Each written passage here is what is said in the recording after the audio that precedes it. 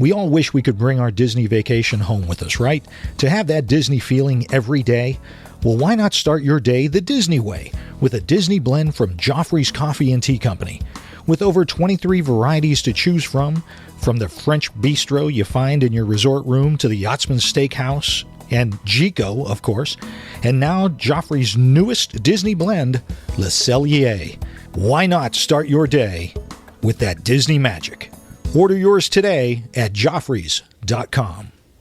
Please stand clear of the doors. Por favor, manténganse alejado de las puertas.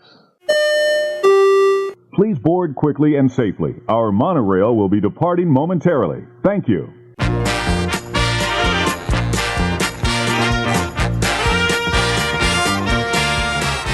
Hey everybody, thanks for joining us. I'm Tim Scott. I'm Bob Collar. This is ResortLoop.com. This is episode 364, and Bob, this is already going to be a show of minor chaos. Well, we've been talking with our guests today for the last 6.5 hours, so I'm not sure we have a whole lot to talk about. It'll be a short show, but we're going to talk about who this person is in just a moment. But you've got some folks or someone we have to thank, right, Tim? Of course, one of our newest supporters over at Patreon at ResortLoop.com/support, Janet Sala. Hope I got that right, Janet. She's on board. She's helping out the show. Janet, thank you very much. Absolutely. Thank you very much. And your thank you gift from us is being sent out. It's en route. Tomorrow, it's matter of. Well, no, actually, you should have already gotten it. That's right. So, yeah. So thank you so much for that. We really appreciate it. Thank you, Janet. The mood strikes folks and they want to help support the show, what should they do, Tim? Just go to ResortLoop.com/support. That'll take you right where you need to go. Or if you're on our website, you'll see a little box off to the right. Just click that and they'll take you to the same place. We appreciate all of you guys. We appreciate everybody in Looper Nation, all the support you guys give us all the time, especially when we do the Looper polls and you guys participate. We really enjoy that. So that's awesome. Keep that stuff coming. Tim, before we start the show, I have a This Day in Disney History that will sort of tie in with what we're going to talk about. Fantastic. So back in 1993. Ooh. That was a good year for you, 93. It wasn't bad. At all. There you go. The Top of the World, also known as the Top of the World Supper Club, closes. Yes, it did. At the Contemporary Resort Hotel at Walt Disney World. It featured celebrity entertainers, dancing, dinner, a lounge, and Sunday brunch. What? We've talked about the Sunday brunch. It was fantastic. Brunch. I know. Who'd have thought? They should bring that back. Oh, wait. It will. Wait. Okay. It will come back as the California Grill in May of 1995. Mm-hmm. And then in 2016, they'll bring back your Sunday brunch. Thanks to, well, maybe Tim Scott. Possibly. We mentioned it on the show a couple months later. Brunch is back everywhere. So why? Looper Nation, you are welcome. Why would I bring up why? Tim, your voice got really high pitched there. Sorry there. I twisted a little bit. Excuse me. I'm back. Why would we bring up brunch at the California Grill? I don't know, Bob. Why? Because everybody, we've got an incredible guest on the show. She has been on before. She's part of our Disney DVC roundtable. The blogging team. She is our blogging team. She is just a wonderful person and going to be my backup down at the Looper meet. So, you got to go with muscle. That's right. You try messing with me, you got to go through our I will lovely totally let you. Wow. She's not taking a bullet for you, Bob. Come on. That's okay.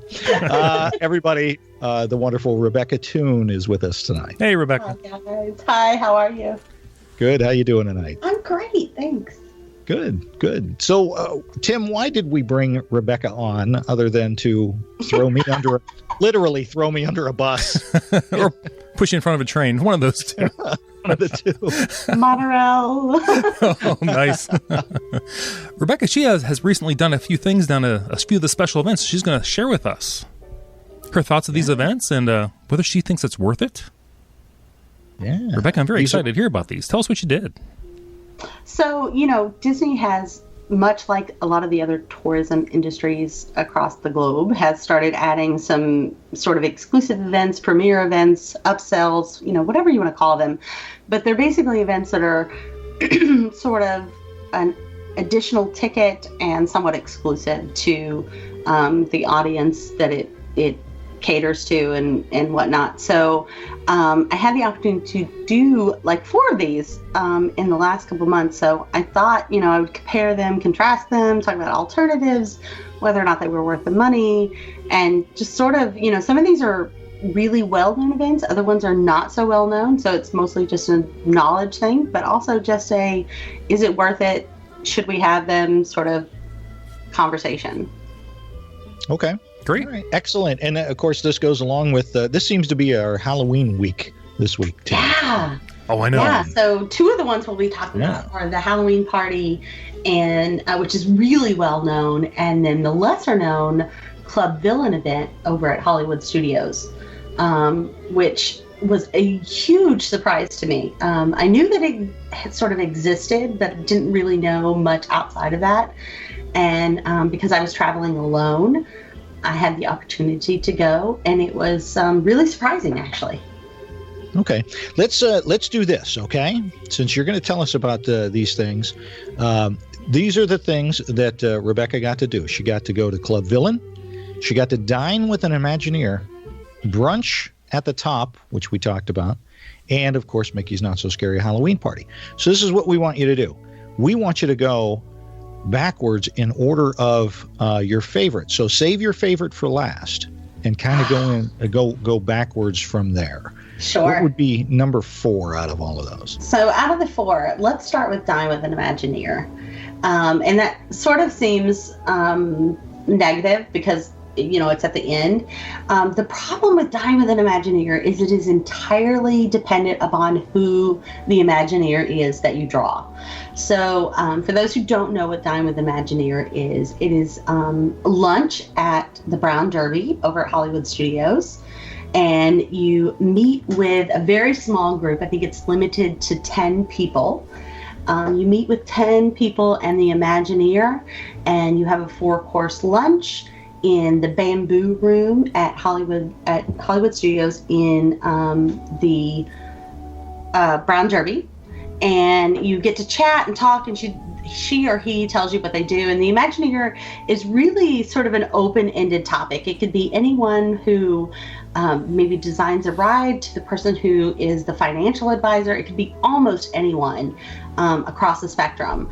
So the cost for this event is $70 a person. And that includes your 4-course meal. It does not include park admission. So you do have to get into Hollywood Studios, and then it's $70 on top of that. I think it's $60.99. So, but that's plus park admission. You go in, I think it's about 2 hours long, sort of give or take 20 minutes, depending on how long you chat. Mm-hmm. You do have to be 14 years or older to attend. So there is sort of that guarantee that it's going to be mostly adults, no screaming children, if that's an issue for you. The thing about this is it's a great menu. We had, when you walk in, you check in for the Dine with Imagineer. When you're brought back to the Bamboo Room, you have a menu that's sort of designed specifically for you. It's a great sort of prefix menu where you get an appetizer, an entree, and a dessert. And your appetizer is usually a salad or a soup. And then you get the Brown Derby famous Cobb salad.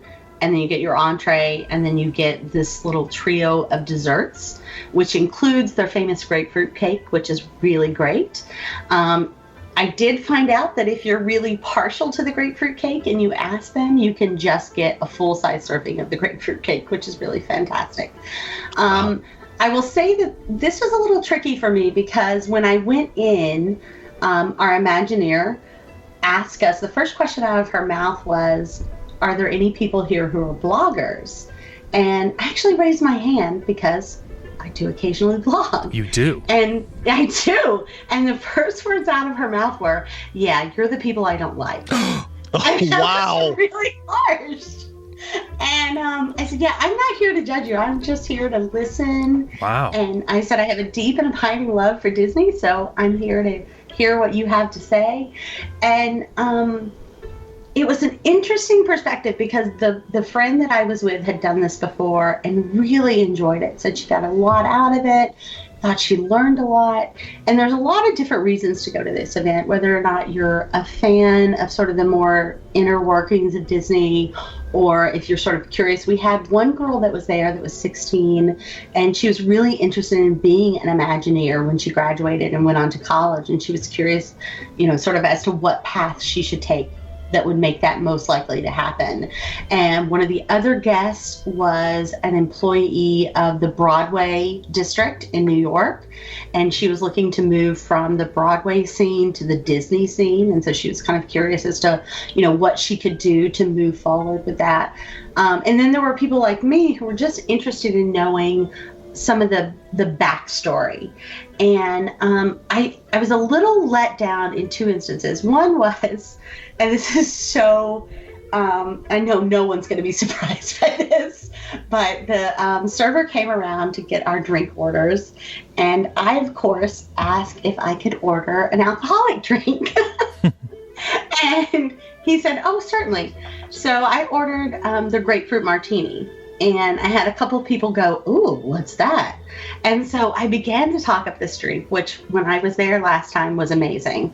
It was this beautiful grapefruit martini with a graham cracker rimmed crust and this floating grapefruit slice. And it was a beautiful drink, and it was incredibly tasty. And so I ordered that. And because of what I said, I had 3 other people that ordered the same thing. What happened was when it came to the table, it was really lackluster. There was no rim, there was no fruit. It was basically just, here's some juice in a glass. Now shut up. So that was a little tough for me. I was kind of disappointed by that. The food was fantastic. We had a soup to start with, a Cobb salad. I had grouper, and then I had the trio of the desserts. The food was impeccable. It was fantastic. It was beautifully served and beautifully presented. But I was really disappointed in the drink, and I felt disappointed because I had suggested it to others, and then it came and it was a bit lackluster. Mm-hmm. And then, so as we went on throughout the conversation, she told us what she did. She's a really interesting sort of financial advisor. And she had a lot to do with the new Toy Story Land. And a lot of what she had to say was fascinating. But one of the first things that she said was, if you're here to learn something you don't already know or can't find out on the internet, you're in the wrong place. And that was sort of detrimental to what we had read, not necessarily about the event, because it didn't say we were going to learn something, that we didn't already know.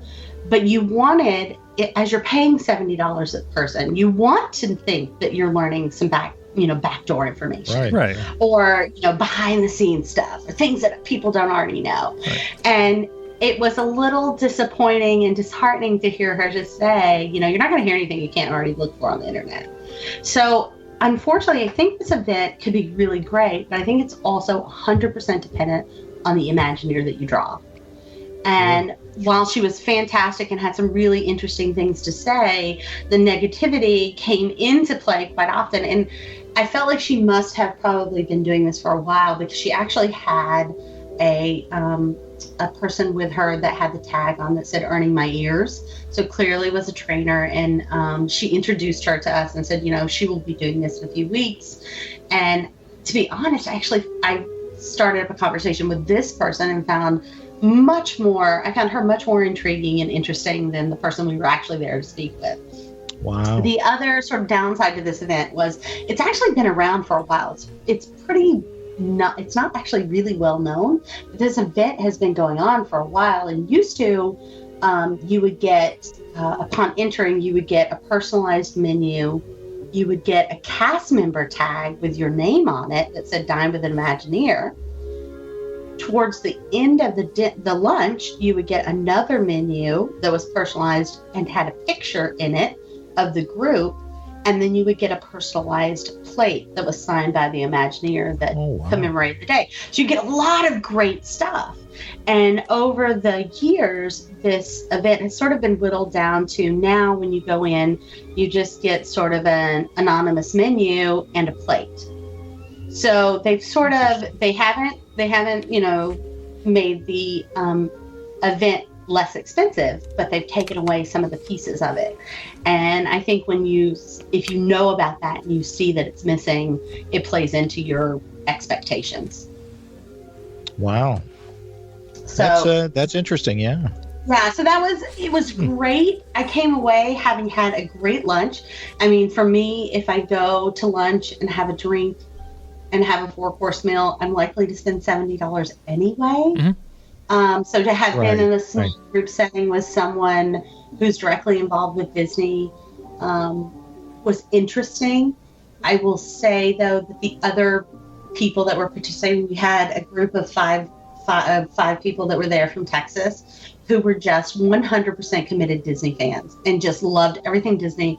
And just watching the joy on their face was worth the $70 to me. Like just seeing how excited they were about everything that she had to say was fun for me. But the event itself was somewhat lackluster. Okay. All right. It makes sense. If you don't have someone that's really good, obviously this woman didn't work for the sales department. No. But still, to be called out at the beginning just doesn't seem right. Yeah. Yeah, absolutely. It was a great event. Just go into it managing those expectations and knowing that it is absolutely dependent on who you draw as the Imagineer. Yeah. So. It's kind of like a Jungle Cruise, though. If you got a bad skipper, the whole ride just is kind of you know. But I'm not paying $70 to ride Jungle Cruise, at least not yet. And I'm guessing, and, I have to say, we did this experience for my son when he turned 21. This was a gift to him. He came out having said it was one of the best experiences of his life. He said, I learned so much. He had so much to say. He was wonderful. His name was Ronald McDonald. I mean, he came out of it glowing. So again, I wouldn't necessarily say that it's not something you should do. It's just something you should manage your expectations when you go into. Right. Joe Rohde's probably not in the rotation for Dine With An Imagineer. Yeah, sadly, I don't think we're going to meet Joe Rohde. It's not to say that the people, I mean, you can meet some extraordinary people. Oh, yeah. I just feel like maybe she was having an off day, or maybe I just didn't like the fact that she didn't like bloggers. I don't know. Yeah, right out of the gate, like Tim said. I mean, out of the gate. Exactly. ResortLoop bloggers, they're fantastic people. It was a little awkward come on. from the beginning, because then I felt like every time I asked a question, she was like, don't look at my facial expressions. I'm not winking. And I'm like, I get it. Yeah. Oh, my. Strange. Exactly. So, it's one of the, and here's the thing. If you go and you are a blogger, just don't tell her. Apparently. Now you know. Don't be like in high school. Don't raise your hand for anything. Yeah, don't raise your hand. Don't raise your hand. All right. That was number 4. What would be number 3? So I would say number 3 is probably the Mickey's Not So Scary Halloween Party. Very well known, super popular, even with the surge pricing that we're seeing this year. So prices for the Halloween Party range anywhere from $72 to $105 a night. Mm-hmm. Now that, unlike the Dine With Imagineer that I just spoke about, does not require any other ticket medium. So you can buy that ticket and not buy anything else, and you're good to go. I've found that a lot of people use that as a replacement for a day in the park, because even though the sort of official hours of the Halloween party are 7 to 12 a.m., you can get in as early as 4 p.m. with your ticket. So a lot of people will use that as a day in the park. They'll not buy a park hopper for that day. They'll spend a couple hours at the pool or at the resort, and then they'll go in at 4 o'clock and spend the rest of the evening there, let the kids take a nap in the middle of the day, and go in the afternoon and use that as a park day. So that's one benefit of the Halloween party, is that you don't have to have another park ticket included at the same time.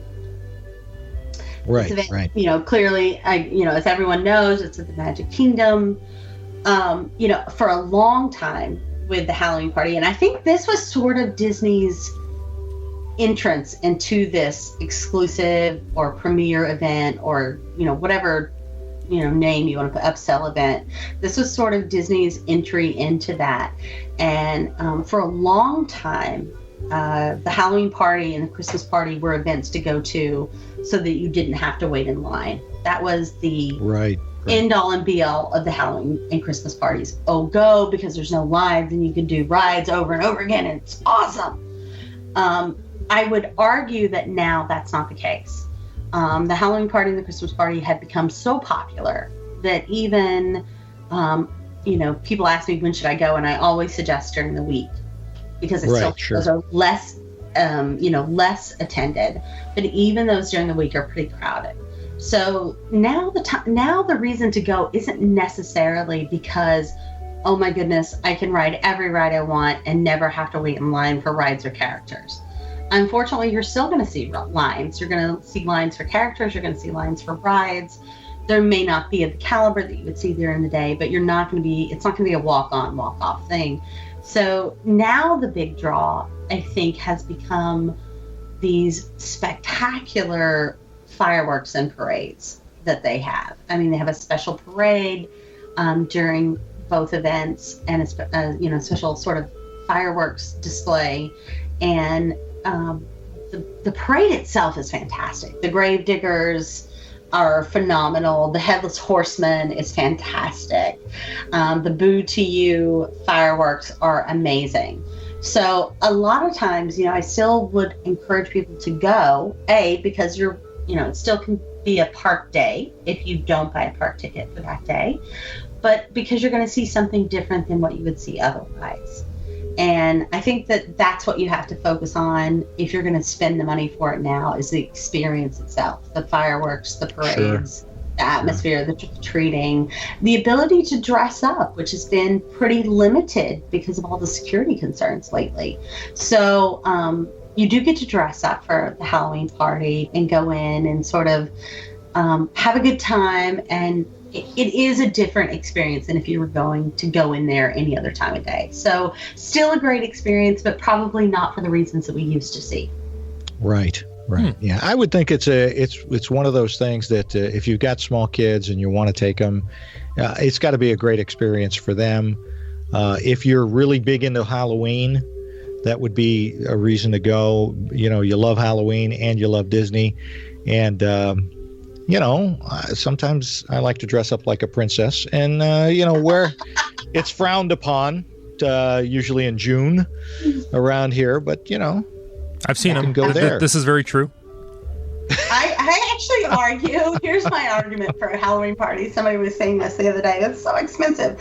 I'm like, yeah, but if you go trick-or-treating to all the places and collect all the candy and bring it home with you, you don't have to buy candy to hand out on Halloween. That's worth $100 right there, because Halloween candy is really expensive. That is true. Right. That is true. Go. So you can write off the cost of a ticket, at least right there.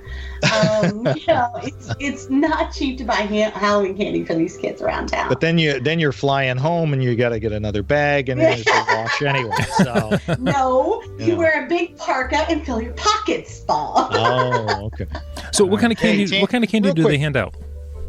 Say that again. What are they handing out for candy? You know what? They're actually really good. I mean, you have your Butterfingers, your Snickers, your Nestles. You have some throwback candies that I remember when I was a kid, but it's by and large popular, great. It's not, you're not getting full-size bars, so relax. But you're getting A-line stuff. You are getting you're top getting shelf. A-team stuff here. You're not getting stuff from the Dollar Tree. Okay. I gotcha. So, it's good candy. It's good fun. Dress up. Go have fun. Just one caveat. It is still hot in October in Florida. Plan accordingly. Don't wear heavy costumes if you can avoid it. Plan something light and something easy to get in and out of rides. But go and have fun and collect the candy. I'm not going to waste my time trick-or-treating. Really, you should, because it's fun. And wait in line. There's always some interesting characters out. You can usually see Snow White and the Seven Dwarfs. You can see Jack Skellington and Sally. You can see some great characters. The lines are really going to be long, so get in line early and be prepared to wait. But you can make the most of it just like you can any other event if you're prepared. if you don't want to go but still want to see the fireworks, a great alternative is to go have dinner at the Poly and then hit the beach for the fireworks, because they're amazing. They're 360 fireworks. So actually, the further you are away from them, the more awesome they look. So view them from the Poly, view them from California Grill, or from one of the beaches, if you don't want to pay the price to go into the Halloween party, because the fireworks are actually spectacular. Great tip. Right. Great tip. That's a good tip. Good tip. All right. Number 2. Speaking of the contemporary. Yeah. So this was something we did in May. We did the Brunch at the Top. Nice. Which is brunch at California Grill. And this was something we sort of put off for a long time because we really weren't sure we wanted to do the spin. And then we were there in May, and it was sort of a, hey, let's just find something cool to do. And so we scheduled, or we made a reservation for Brunch at the Top on Sunday. It's $80 a person, which is a little steep for what we expected, but we're like, I bet it's going to be really good. So $80 a person. If you are ages 3 to 11, it's $48. So you get a little bit of a break. But I will say we did not see a lot of children the day we were there. Mm-hmm. There's not a 3-year-old on the face of the planet that's eating $48 worth of food. No, that is not happening, folks. And that's a lot of nuggets for an 11-year-old. Yeah, I definitely think they priced this to sort of be child prohibitive, if you know what I mean. A kid filter. Right. Yeah, I think it is definitely a kid filter. So it's kind of an adult filter too at $80. Exactly. Like I said, it's at California Grill, the Contemporary. Depending on how long you spend there, I think we were there for a couple of hours. Oh, I'm staying for a while. Yeah. So I will absolutely say I'm super skeptical about this. I booked it because I wanted to see what it was all about, but I wasn't expecting much. We arrived about half an hour early, I think. We were super early because I had brought my laptop, and I said, why don't we go ahead over there and I'll do some work before we go into breakfast. Well, this particular meal includes complimentary valet parking. There you go. I know. Totally worth the $80. All right, there's $12 off. Now I'm down to $68. Keep going. So we actually pulled up, and as we pulled up, he asked our name, and he said, "Oh, you are here for the brunch?" And we said, "Yes, but we're quite early." And he said, "No problem. Go on up." And we're like, "Okay." So we went to the check-in desk. She checked us in, and she actually saw us coming. And I don't know if there's some communication between the valet and the check-in desk, but she knew who we were when we got there. And she said, "Oh, it's so nice to see you." She's like, "You guys are ready. You can go straight up."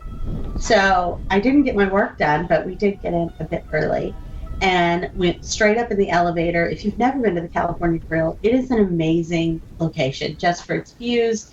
The vistas are breathtaking. And it's just an incredible experience all the way around. It's seamless. They knew who we were as we got into the elevator. We stepped off the elevator, and they were waiting right there with your choice of mimosas or peach bellinis. I think we chose one of each. I think I got the bellini, and John got the mimosa.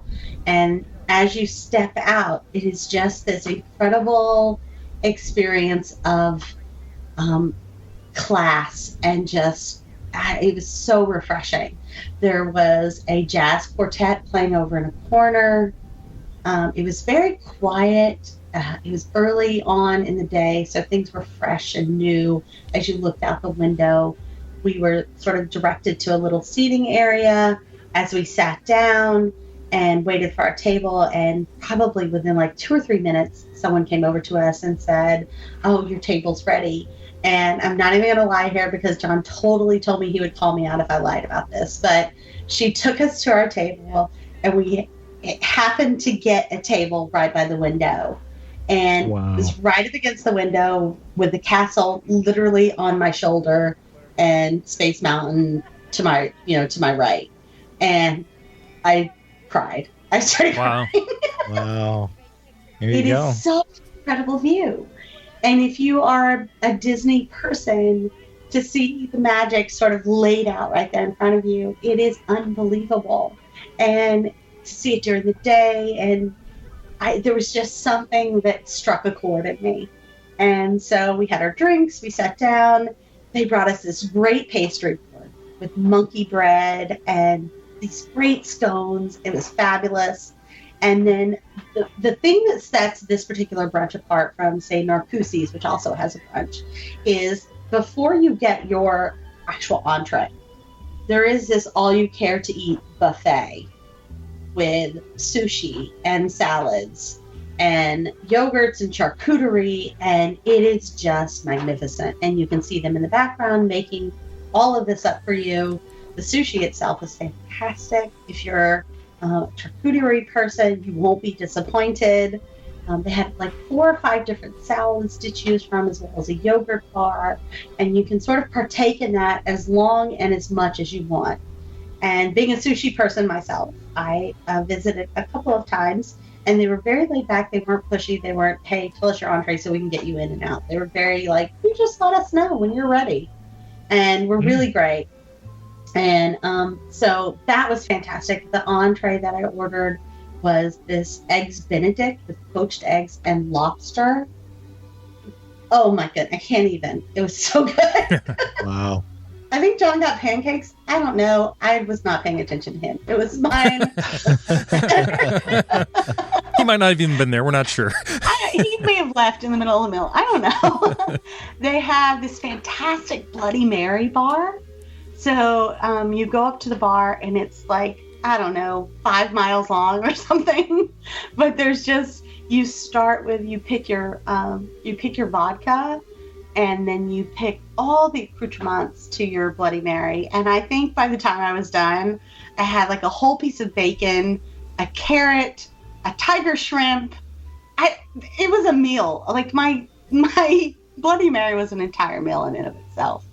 And then you're sitting by this gorgeous vista, and then you get your entree, and you eat, and there's music, and it is just the most grown-up experience you've ever had. I actually felt like an adult. It was fantastic. It was really good. And you don't feel, people are like, Disney's for kids. It can be. But let me tell you, Disney is for adults, because that was one of the most adult experiences I've ever had. Absolutely. And we enjoyed our drinks and our breakfast, and we sort of lingered over coffee, which was fantastic, by the way. And then they bring you out this little tray of trifles with desserts, which are macaroons and fudge and some other fantastic things that you don't want to eat because you're full from everything else you've had. But you eat it anyway because it's really pretty. So there's that. But it is certainly the best $80 I've ever spent. If you are a true sort of Disney fanatic and you love the Magic Kingdom and everything there is to see and do, and it is very immersive. And I would feel bad about the whole crying thing, but as we were sitting there, they sat this other family that was behind us, that sat at the table behind us, and as they showed us to our table, I happened to glance back because they were talking, and I'm nosy, and so I had to look back. And she went to sit down, and I looked at her, and she was crying too. So I know I'm not the only one. There you go. Tim, we got to do a show on the emotion that Disney. Oh wait, no, never mind. Oh, yeah, you should totally do that. It was definitely in that top. There's just I turned on my Periscope and just set it in the window so people could look at the view while I ate, because it is. There's just, you can't compare it to anything else, and you don't get another view like that anywhere else in the parks. And the only tip I would share with you about this particular event is, if you go there and have brunch, hang on to your receipt. And if you are in the parks later that night, you can actually go back to California Grill at night, show them your receipt, and they will let you right back up, and you can actually watch the fireworks from the catwalks there. Oh, fantastic. And wow. If you have never seen the fireworks from the California Grill, you are truly missing out, because it's stunning. So you don't have to sort of, try to wrangle a reservation during the fireworks time, which if you can do that, it's really fantastic. But if you can't, hang on to your receipt. And as long as your receipt is dated that day, you can go back up there at any time, grab yourself a drink from the bar, go out on the catwalk and watch the fireworks from there because it is stunning. Wow. That sounds like a pretty good deal, Tim. It does. Hey, Rebecca, was there like any kind of, not necessarily a formal dress code, but would you be more comfortable wearing something or not wearing something up there for this? Yeah, I mean, I certainly wouldn't go up there in my swimsuit. Not that I would go anywhere in my swimsuit. But I think I had on like a pair of nice blue jeans and a top. I think John was wearing cargo shorts and a button down or a polo maybe. It's not anything super enforced. I mean, there's certainly no jacket or tie requirement. Mm-hmm. But I think resort casual would be, the name of the game there. I wouldn't have felt out of place in a dress or a pair of shorts if they were nice. Okay. I know they used to require a jacket up there. Mm-hmm. They did. Yeah. They do not now. We saw a number of people that were there. We actually saw a couple people in t-shirts. But still, not sloppy, I guess would be the word. Mm-hmm. It was still, resort casual sort of wear. So certainly something you could wear and then go into the parks afterwards if you wanted to. Classy joint. Classy joint. Classy. Sounds fantastic. Keep it classy, Looper Nation. I have to say the music, the music was fantastic. The string, the jazz quartet was really good. Nice. Yeah, nice. Yeah. All right. So what was your favorite thing that you got to do this time? So such a surprise for me. Right about 3 days before I left, because this is a solo trip with me with a friend to Disney. But a few days before we left, a friend of mine from the UK who was also there asked if I was interested in going to Club Villain one night. And I said, don't even know what that is. And she sent me a link and I started looking. I was like, okay, sounds good. So we bought tickets. Club Villain is an event, sort of a limited engagement event at Hollywood Studios. And let's just say this right up front so that nobody accuses me of being dishonest. It's super expensive. It is $129 a person. Woo! Whoa. And that is in addition to the fact that you have to have Hollywood Studios admission. Sure. So it's up there on the price scale. And I was kind of turned off by that right away. The swing point for me happened to be the fact that I had an annual pass. So I already had a ticket to the park. So it was basically $129 out of my pocket for that. Still, let me say this, though, real quick. Yeah, go ahead. It's not one of the most expensive things that you can do. No, after hearing your Food and Wine Festival. Yeah. Yeah, no, it's sort of there in the middle, I think. Right. Mm-hmm. No, totally. It's definitely not on the upper end, but it is only 2.5 hours long. Okay. So that was also a factor. I'm like, it's $129 for 2.5 hours. So I started looking at the description to sort of balance that out for me and see if I could justify doing it. It was 2.5 hours, $129 a person. I was there alone, so I'm only looking at one admission. I'm not a family of 4. I'm not a couple. Mm-hmm. It's me. And so I'm like, okay. The other thing that swayed me in particular was that alcohol is included. And it is a sit-down buffet dinner. Oh, it's not appetizers. It's not, hors d'oeuvres or whatever. It is a full buffet. So $129 for an open bar and a buffet. So let's start there. Like I said, it's about 2.5 hours. It's in the Sunset Showcase, which I had no idea what that was. So I started Googling. Sunset Showcase is if you go into Hollywood Studios, you go back to Rock and Roller Coaster, where the Fast Pass the Fast Pass line is. Mm-hmm. There's a fence right there. Basically, the fence opens up into a studio, and it's back there. There's a whole sound studio right back there. Oh, okay. Right. I think that's back where the Star Wars. It used to be where the Darth Maul. Yeah, it used to be where the Darth Maul used to be. Okay. So we had been back there before, but I was surprised to see that that's where we were headed that night. So went ahead and said, yeah, let's do it. It'll be an interesting experience, if nothing else. Man, was I surprised. I cannot stress enough how excited, how pleased I was with this performance. So we arrived around, I think, 15 minutes prior to showtime. They sent us on back. As you sort of come into the area, as you get past the fence where Rock and Roller Coaster is, they offer you either a glass of champagne or a bottle of water. And if you finish it before you go in, you can certainly go back for another. I chose a glass of champagne, which was really nice.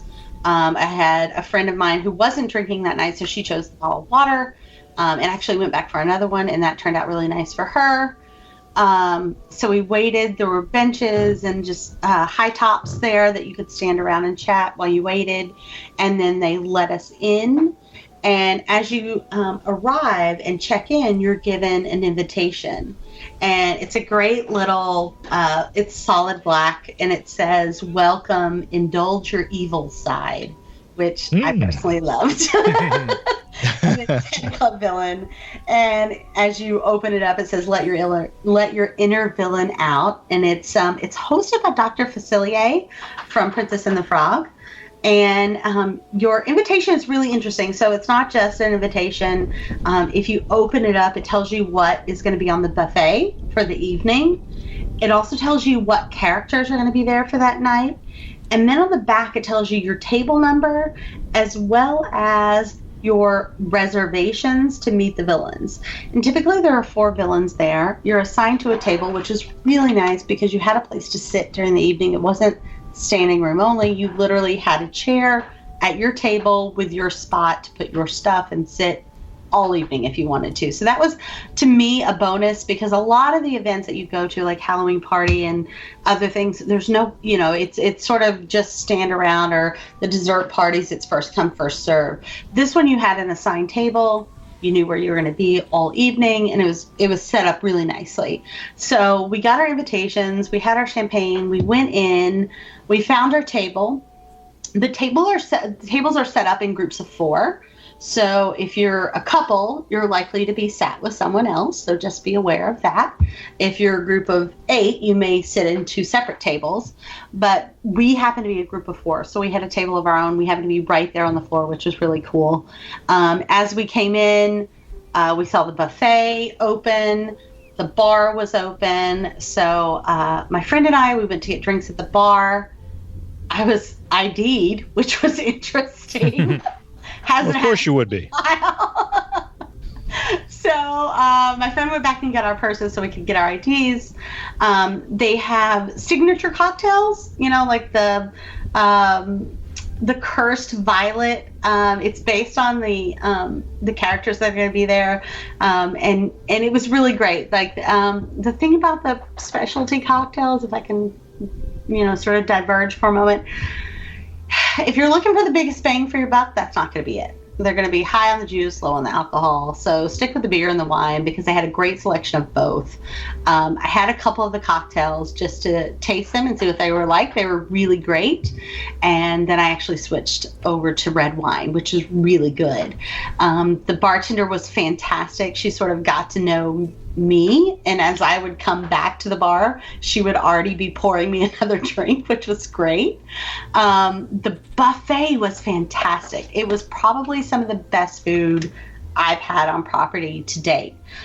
They have like a carving station, they have a sauté station, and they have what's called a cast iron station. They had vegetarian dishes, so if you're vegetarian, don't fear, they have something for you. They had gumbo. Everything has sort of a New Orleans theme because it is hosted by Dr. Facilier, so it has this sort of New Orleans voodoo vibe going on. So there's dirty rice, there's gumbo, there's polenta, there's a carving station, there's this great stuff called bourbon bread pudding beignet. Ooh. Oh my goodness, I can't even. It was so good. And just a huge buffet. Everything is all you care to eat. You can visit as many times as you want. It's out the entire length of the visit, so you can go and come as often as you please. The one thing that was surprising about this particular buffet was the desserts. And I'm not typically a dessert person, but sometimes things will catch my attention. And this particular dessert buffet was a cut above the rest. Like most of the times you get the little cupcakes, they're a little dry, or the frosting's a little sweet or whatever. The dessert selections here were fantastic, and they were on point as far as theming. They had these great little cupcakes that were they were green cupcakes with purple frosting with little horns on it from Maleficent, which were really great. And cool. Not only did they look amazing, they tasted fantastic. So the desserts were fantastic. So save room for that. As you go through the evening, it starts with this great show with Dr. Facilier and the host of the show, who's fantastic. And they come out and they sing and they dance, and then they introduce the four characters of the evening. And typically they are Cruella de Vil, the Queen of Hearts, Maleficent, and the Evil Queen. And so they sort of introduce them, and then there's 4 corners of the room that they each have sort of vignettes that they go and sit. And then on the back of your reservations, you have a certain allotted time to go and meet them. And this was, by and large, the most fantastic part of the evening, because at any given time we would go, oh, it's 8:45, it's our time to meet the Queen of Hearts, let's go.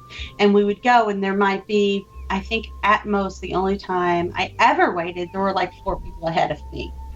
And nice. You go, you meet them, they spend oodles of time with you. They talk to you, they chat, you take pictures, you laugh, you giggle. You're not allowed to bring your drink over there with them, because I got told to put my libation down. But it's really fantastic. It's a great way to view, if you're a villains fan, it is a great way to view villains without having to wait in these huge lines that we're seeing in the parks right now. So fantastic. At one point, they sort of send you through, like half the room maybe goes at 8:45 and the other half goes at 9:15. But I noticed when I went to get a couple of desserts, like at one point Maleficent had no one there. She was just hanging out. So it was actually my daughter's birthday that day. So I actually went back up and I said, I've actually already met her. I said, it's my daughter's birthday and I'd really love to send a message to my daughter. Do you think that would be okay? And the cast member that was there was like, absolutely, go on up again. And so I went and chatted with her for a few moments, and I told her that it was my daughter's birthday. And she said, tell me what your daughter's studying. And I said, she's pre-med. And she goes, oh, let's do this. This whole like 20-second video to my daughter wishing her a happy birthday and telling her she'd never be as good at potions as she was, but that she should keep trying. And it was just this fantastic moment and this fantastic awesome. Connection with a cast member. So really great experience. They come out like every half hour. The cast comes back out and performs again. There's a big dance floor in the middle. You can dance, you can eat, you can drink, you can sing, you can play, whatever you want to do. At one point towards the end, they hand out Mardi Gras beads as they do the conga line around the theater. It's really well themed. And just, I have to tell you, the cast members, everyone that was there that night, were completely consumed with making sure you had a good time. You ran into a couple of people that were just clearing the tables, and we had people stop and talk to us, and they were fantastic. It was definitely, as we left, it was one of those moments where I said, this was the best $120 I've ever spent. Wow. Nice. Literally very nice. Felt completely absorbed by the experience. I was caught up. I felt That's like awesome. With the food, with the drinks, everything that I did, I definitely felt like it was one of the better spends that I'd had at Disney. And it's a great alternative if you're not really wanting to do the Halloween party and you can afford sort of the extra splurge for this. Mm-hmm. It's a great way to meet the characters without standing in line. What time does this thing start? There's 2. I think there's a 5:30 and 8 o'clock, I think, somewhere, give or take, maybe 20 minutes. Okay. Only drawback for this one is there's no discount for children. You're going to pay $129 whether you're an adult or children. And I think it was that reason that we saw one child there. I was going to ask if there were any kids there, yeah. There was one child he was completely doted on because he was the only child. So he was spoiled rotten. The dancers and the performers loved him, and he was eating up the attention. So he was very well received. But at $129 and they can't drink, it makes it harder to justify, I think, if you're not, not going to eat or drink enough to justify that spend. Yeah. So. Rebecca, it sounds like a fantastic time. It was definitely one of the premier experiences that I've done. It's definitely one I would do again, with Dine with an Imagineer. I don't know that I would do that one again for a very long time. There would have to be some other impetus that made me like somebody else was going and I just wanted to hang out with them. Club Villain, though, was definitely just a wonderful experience. I felt like it was one of those experiences that you just walk away going, Disney did this one really well.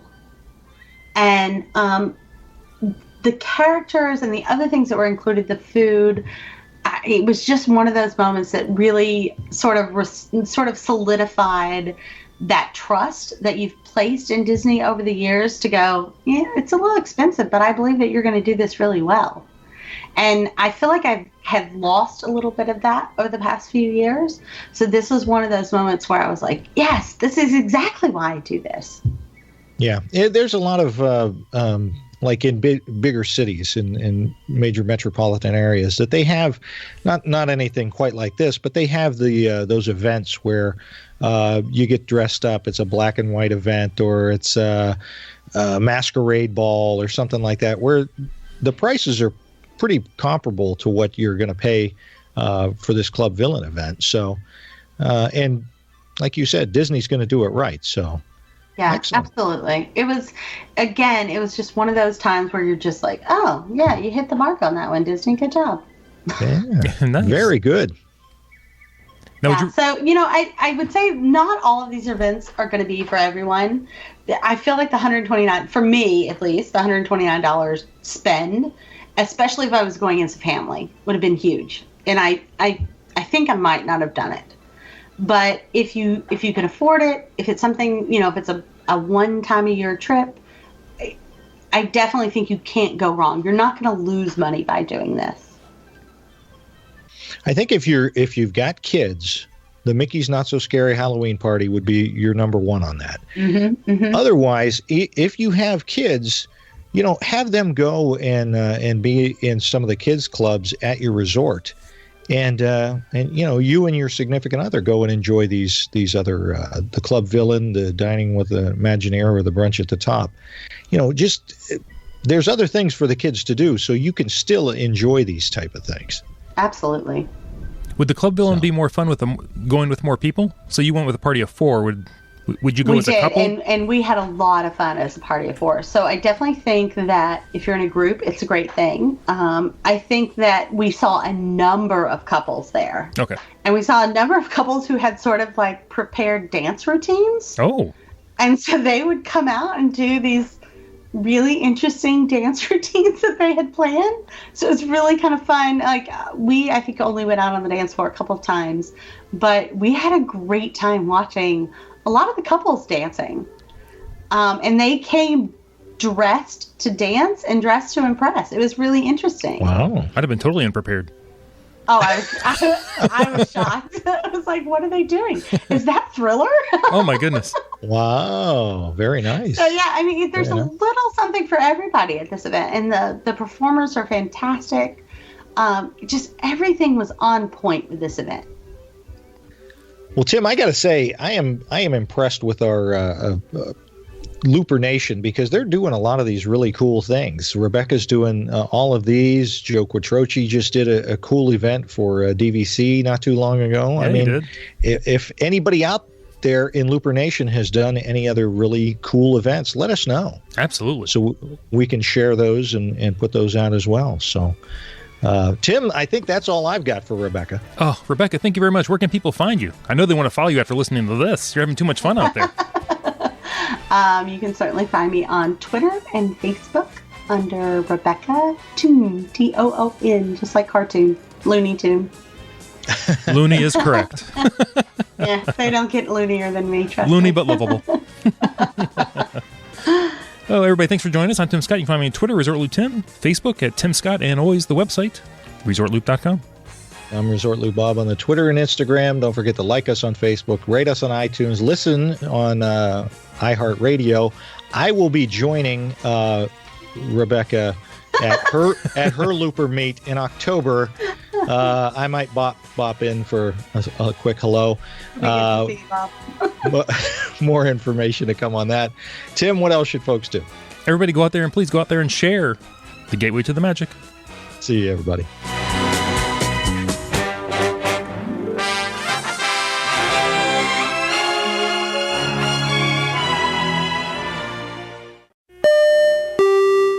All right, Tim, so everybody has, they've stopped listening to the show now. What should they do after they're done listening to the show and they're all excited about wanting to go to a Disney park, going on a Disney vacation? What should they do? I, personally, after being all excited and ready to go, I'm going to deal with an expert.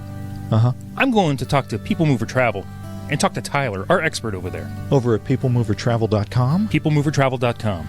But when you go there, yes, you got to make sure you click on that you heard about them from us. From Resort Loop. Resort Loop. That is an option on the drop-down menu right there.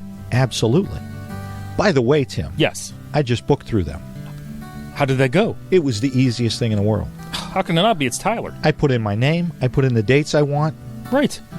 Of course, check-marked Resort Loop is where I heard of them from. And sent it off to him.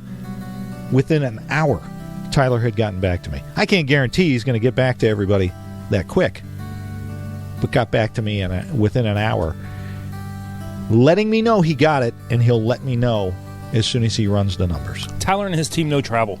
Peoplemovertravel.com is fantastic. Love. Easy. You and I have done it a million times on our own. And we missed out on discounts here and there because we're not on top of it all the time. I'm done doing that. Why would we have to do it? Tyler, the People Mover Travel, will do it for you. I think I double repeated. I'm double repeated. I'm confused. I'm in a circle. I can't stop. I'm in a loop. It's a feedback loop.